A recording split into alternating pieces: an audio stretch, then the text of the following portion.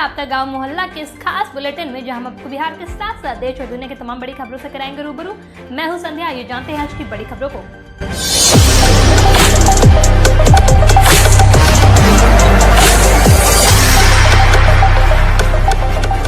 RLSP BSP के साथ लड़ेंगे ओवैसी। असदुद्दीन ओवैसी की पार्टी एमआईएम उपेंद्र कुशवाहा की आरएलएसपी और बसपा के गठबंधन में शामिल बिहार चुनाव में उतरेंगी। मध्य प्रदेश के पूर्व मुख्यमंत्री व कांग्रेस नेता दिग्विजय सिंह ने इसे लेकर भाजपा पर निशाना साधा है। उन्होंने कहा है कि भाजपा और ओवैसी एक ही सिक्के के दो पहलू हैं। कांग्रेस नेता ने ट्वीट किया है कि ओवैसी भाजपा के कहने पर राजद कांग्रेस गठबंधन को नुकसान पहुंचाने के लिए अलग से चुनाव लड़ेंगे। एक बार मैं फिर सही साबित हुआ, भाजपा और ओवैसी एक सिक्के के दो पहलू हैं। बिहार में आरजेडी से अलग हुई जेएमएम की राह, बताया मक्कार, कहा नहीं चाहिए खैरात। झारखंड मुक्ति मोर्चा ने बिहार में महागठबंधन से अलग होते हुए बिहार में अलग चुनाव लड़ने की घोषणा की है। झारखंड में राष्ट्रीय जनता दल एवं जेएमएम एक साथ सरकार में है, जबकि बिहार में दोनों की राहें अलग हो गई है। जेएमएम ने आरजेडी पर राजनीतिक मक्कारी का आरोप लगाया है तथा तेजस्वी यादव की समझदारी पर भी सवाल उठाए हैं। साथ ही बिहार में 7 सीटों पर चुनाव लड़ने की घोषणा की है। पार्टी ने 4 सीटों पर चुनाव लड़ने के लिए टिकट भी जारी कर दिए हैं। ड्रग्स केस में फंसी रिया चक्रवर्ती को मिली बेल, भाई अभी भी रहेगा जेल में। अभिनेता सुशांत सिंह राजपूत की मौत से ड्रग्स मामले में गिरफ्तार अभिनेत्री रिया चक्रवर्ती को आज बम्बई हाईकोर्ट से बड़ी राहत मिली है। कोर्ट ने रिया की जमानत याचिका को स्वीकार करते हुए उसे सशर्त जमानत दी है। पर फिलहाल रिया के भाई शोविक की मुश्किलें कम नहीं हुई है, क्योंकि शोविक चक्रवर्ती को आज बेल नहीं मिली। कोर्ट ने आज अभिनेत्री रिया चक्रवर्ती को जमानत देते हुए 5 बड़ी शर्तें रखी है। बीजेपी का 5 जिलों में एक भी प्रत्याशी नहीं, कई परंपरागत सीटें भी छोड़ी। 37 जिलों में मैदान में जेडीयू। बिहार विधानसभा चुनाव के लिए एनडीए के तहत भाजपा और जेडीयू ने सीटों की संख्या का ऐलान कर दिया। मंगलवार शाम जारी सूची के मुताबिक 3 चरण में होने वाले चुनाव में 5 जिलों में भाजपा का एक भी प्रत्याशी नहीं होगा, जबकि 5 जिले ऐसे हैं जहां सिर्फ एक प्रत्याशी है। वहीं अगर बात करें जेडीयू की, तो 37 जिलों में वह मैदान में है। कैमूर को छोड़कर सभी जिलों में जेडीयू के प्रत्याशी होंगे।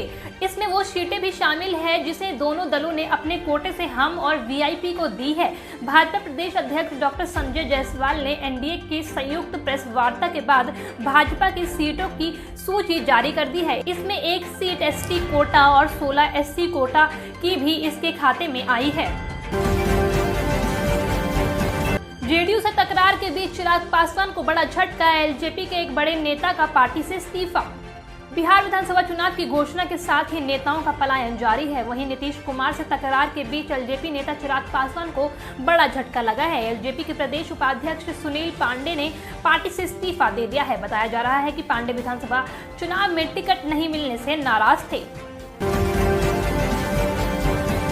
लोकसभा चुनाव में बीजेपी के खिलाफ काम करने वाले श्रीकांत निराला को पार्टी ने किया बायकॉट, छटपटाहट में प्रदर्शन। बिहार विधानसभा चुनाव की तारीखों के ऐलान के बाद सियासी दलों ने पहले फेज के कैंडिडेट्स के नाम की घोषणा कर दी है। उम्मीदवारों के ऐलान के बाद जिन दावेदारों का टिकट कटा है, अब उनके समर्थक बवाल काटने में जुट गए हैं। इसी सिलसिले में आज मनेर विधानसभा के पूर्व विधायक श्रीकांत निराला के समर्थकों ने बीजेपी दफ्तर को घेर लिया। नेर विधानसभा के पूर्व विधायक श्रीकांत निराला के समर्थकों ने बीजेपी दफ्तर के बाहर नारेबाजी की और देखते ही देखते पार्टी कार्यालय के अंदर घुस गए। बता दें कि बीजेपी ने इस बार श्रीकांत निराला या उनके परिवार के किसी सदस्य को टिकट नहीं दिया है। टिकट कटने के बाद अब उनका गुस्सा सड़कों पर उतर रहा है। बिहार के कांग्रेस विधायक का चुनावी हथकंडा, नॉमिनेशन के लिए घर घर जाकर लोगों से मांगा चंदा। बिहार विधानसभा का चुनाव जैसे जैसे नजदीक आ रहा है, वैसे वैसे प्रत्याशियों की बेचैनी बढ़ने लगी है।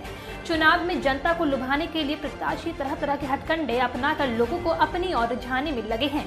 ऐसी ही तस्वीर सीतामढ़ी जिले के रीगा विधानसभा क्षेत्र में देखने को मिली है, जहाँ कांग्रेस विधायक अमित कुमार टुन्ना भिखारी बनकर लोगों से भीख मांगते नजर आ रहे हैं। बता दें कि चुनाव प्रचार के लिए निकले कांग्रेस विधायक अपने क्षेत्र की जनता से नॉमिनेशन के लिए चंदा ले रहे हैं।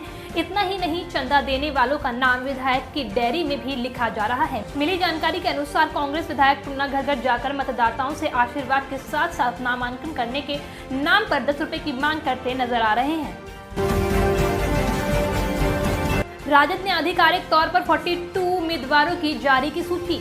राजद ने आधिकारिक तौर पर पहले फेज के उम्मीदवारों की सूची जारी कर दी है। राजद की तरफ से सोशल मीडिया पर सभी उम्मीदवारों की लिस्ट जारी की गई है। इस सूची में 42 उम्मीदवारों के नाम है। राजद की सूची में सबसे नीचे मोकामो के राजद प्रत्याशी अनंत सिंह का नाम है। नालंदा जिला परिषद के अध्यक्ष पद पर तनुजा कुमारी निर्विरोध निर्वाचित।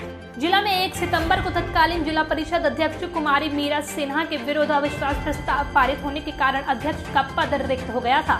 राज्य निर्वाचन आयोग के निर्देशानुसार अध्यक्ष पद के चुनाव को लेकर आज हरदेव भवन सभागार में जिला पदाधिकारी योगेंद्र सिंह की अध्यक्षता में बैठक आहूत की गई।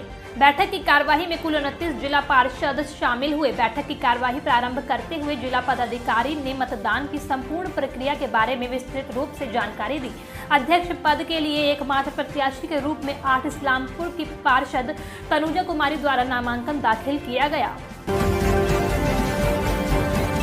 बीजेपी ने अपने हिस्से से मुकेश साहनी को दी 11 सीटें। विधान परिषद की भी मिली 1 सीट। महागठबंधन से मोह भंग होने के बाद अब साहनी ने बीजेपी के साथ गठजोड़ कर लिया है। साहनी अब सीएम नीतीश को नेता मानने लगे हैं। एनडीए में शामिल होने के बाद आज साहनी ने कहा कि हमने 2014 में नरेंद्र मोदी को प्रधानमंत्री बनाने के लिए काम किया था। 2015 में भी बिहार में एनडीए सरकार बनाने के लिए पूरी मुस्तैदी से लगे रहे। बीजेपी में शामिल होने के बाद साहनी को बीजेपी ने 11 सीटें दी है। इसके साथ ही विधान परिषद की भी 1 सीट साहनी की पार्टी वीआईपी को दी जाएगी।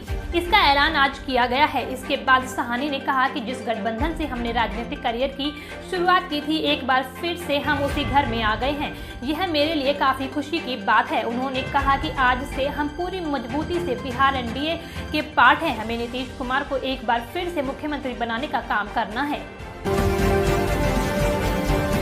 बीजेपी ने खोला अति पिछड़ा कार्ड। सुशील मोदी ने कहा इस समाज को एनडीए ने दिया सबसे अधिक टिकट। महागठबंधन से मोह भंग होने के बाद अब साहनी ने बीजेपी के साथ गठजोड़ कर लिया है। साहनी अब सीएम नीतीश को नेता मानने लगे हैं।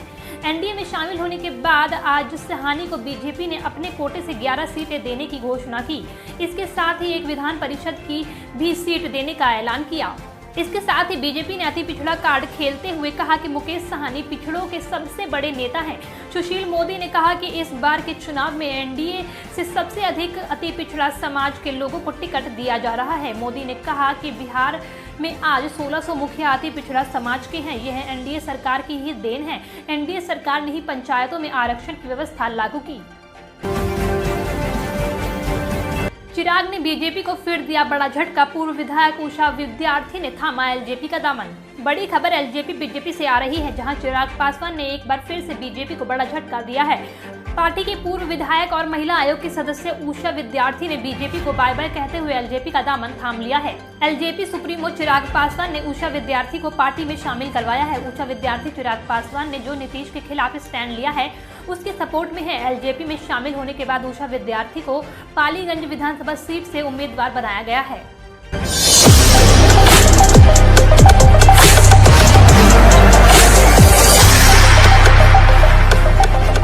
गांव मोहल्ला के इस खास बुलेटिन में आज के लिए इतना ही। अगर आपको हमारा शो पसंद आया तो हमें कमेंट सेक्शन में बताएं और वीडियो को लाइक, शेयर और चैनल को सब्सक्राइब करें।